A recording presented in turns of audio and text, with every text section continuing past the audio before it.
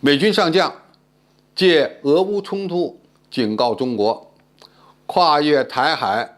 进行军事行动会面临后勤补给的问题。那么，解放军将如何破局呢？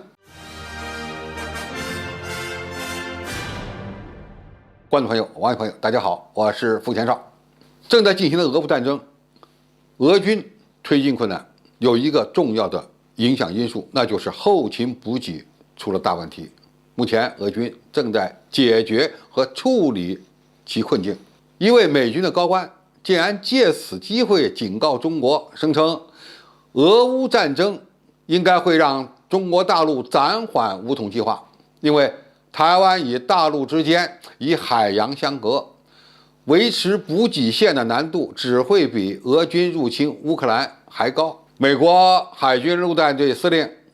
伯格指出，俄军在全面入侵乌克兰时，因为面临庞大的后勤压力，导致多条战线的攻势陷入停滞。他认为，中国要想武力解决台湾问题，那么就会面临两栖登陆这个最为复杂的作战形势。部队一旦成功上岸，后勤补给便成为了一大挑战。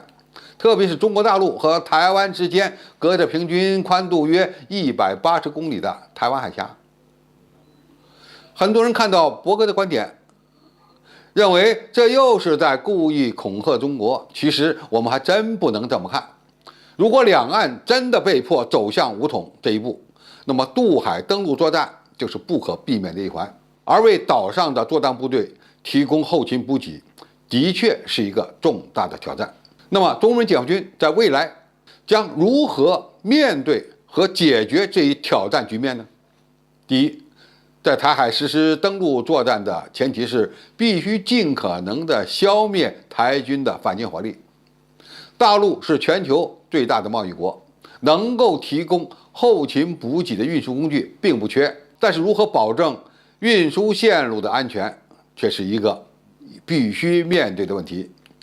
有一种观点认为，两岸开战就是决战，必须在几天之内就拿下台湾全岛。其实呢，这是一个误解。我们何时出动大军登陆台湾岛，主要还是取决于远程精确打击火力对岛上台军的全面压制。只有将大部分的火力点，或者对我军构成威胁的火力点消灭掉，才能保证整个登陆部队的海空安全，才能最大程度的避免伤亡。第二，需要对台湾岛实施全时域、全空域的制空作战，全面掌握战场态势，包括制空权、制信息权，而且呢，还需要使用更多的无人驾驶飞行器来参与作战行动。相比于地面登陆作战，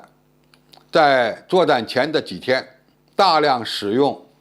巡航导弹、弹道导弹、无人机对岛上的火力点和其他的军事设施实施不间断的侦察和打击，可以避免出现人员登陆作战后所面临的后勤压力。第三，通过特种作战、空降作战等方法，为远程打击火力和空中战机提供目标指示，不需要出动太多的地面部队，同样可以达成战役目标。第四，想办法抢占机场和码头，为后续大规模登岛作战创造机会。抢滩登陆只是现代两栖登陆作战的传统手段，我们可以有更多的使用立体登陆作战的方式，甚至会更多的使用直升机实施机降作战。如果能够抢占机场或者是码头，就可以让大型的运输机甚至是民用客机参与物资运输的任务，也可以让滚装船承担兵员投送、坦克、装甲车的投送以及后勤补给的任务。第五，为了避免域外国家的干涉，我们还需要在台湾的周围建立起更大的战略防御圈。为了保证两栖运输船只的安全，需要在台海东部部署相应的作战舰船，来增加战略意境纵深以及打击的范围。同时还需要增强收潜反潜的作战力量，以避免和压制敌方潜艇发射巡航导弹对我方的目标发动攻击。总体来看，中美解放军完全可以通过信息化、数字化、智能化、无人化的作战手段，更多的使用空中作战力量，就可以凭借我们强大的海运能力，迅速的解决统一台湾所需要的后勤补给能力，根本就用不着美军的高官为此费心。好，今天的评述就到这里，谢谢大家收看，我们下期再见。